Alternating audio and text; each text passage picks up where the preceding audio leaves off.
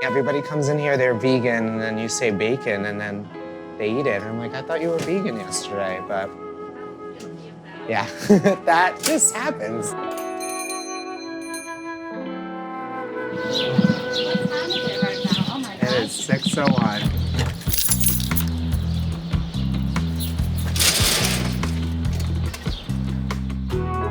I opened a catering storefront, is what I like to say. I've made it accessible now to do catering on a budget by you coming in to pick up and plate it yourself. I did it. I did my research. I had the time. I had nothing better to do. I'm Eddie from Eddie's Grocer, and I'm setting up my shop for the day right here in Greenpoint, Brooklyn, and we're about to start making breakfast.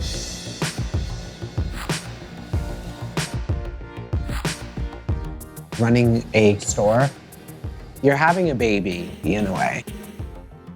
Realistically, you have to give up everything in your life for this baby. I was born and raised in Lebanon, and for the most part, I grew up eating manouche actually for breakfast, which is what I'll be making now, and I put my own twist on it. This is za'atar paste right here. Za'atar paste is found in so many different things in Lebanese cuisine. Here.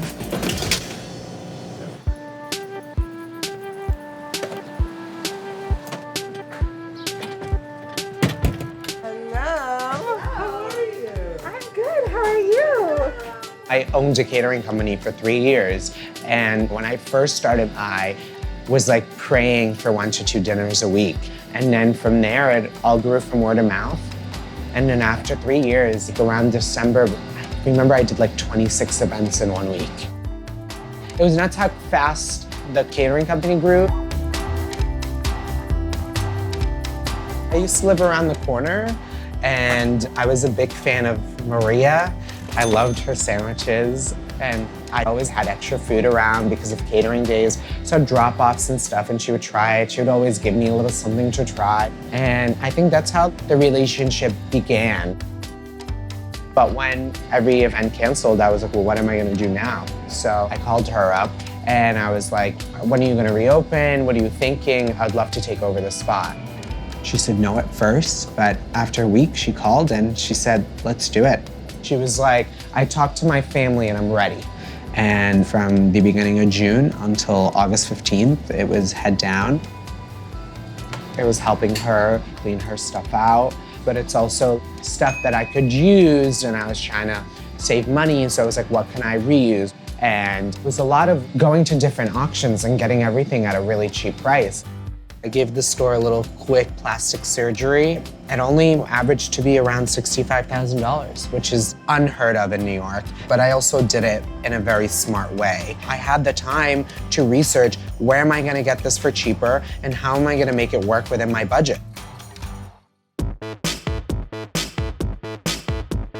It was supposed to be a soft opening, and then it just ended up being an opening. I remember we had a line wrapped around the corner from the minute we opened on that day until the minute we closed, and I sold out of everything.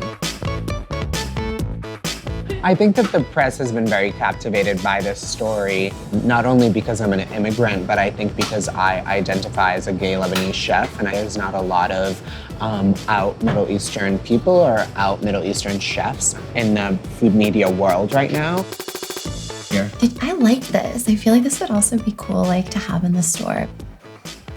Right now we're working on a spice club. We launched an olive oil club a few months ago. So we're always working on something. The idea is, like, with these boxes and opening up e-commerce too, is we've been trying to see, like, how can we take Eddie's Grocer and take it out of Greenpoint, like bring it to other people who can't come visit the stores. It's crazy. It's like we had a meat pie on the menu for like 3 weeks and no one was buying it. And then we posted in our social media, and ever since it's done so well. We now shoot our whole entire menu on the first day of the cycle, and then we kind of post it throughout the whole month.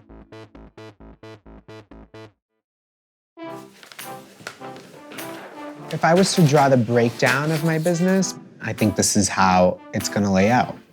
So I broke it down into the kitchen, the grocer, and the office, which is like the 3 main areas. The money flows in and out, and they're coming into the grocer and they're touching all three bases through the kitchen, the grocery, and the office, which is through the e-commerce. I think it's really understanding the current project and understanding where the money is flowing in right now and how to grow on that. I think that's when you start saving for the next big project. You should obviously have passion for what you're doing, but also know what you're doing and really pay attention to the flow of money. There will be bad days. There'll be very, very bad days, and it's all about like how you pick yourself back up and you keep going and not letting that get away from the other things that are going on. Thank you for stopping by Eddie's Grocer, and we hope to see you soon. Keep it zesty. Woo! We're done. That's a wrap. That's a wrap.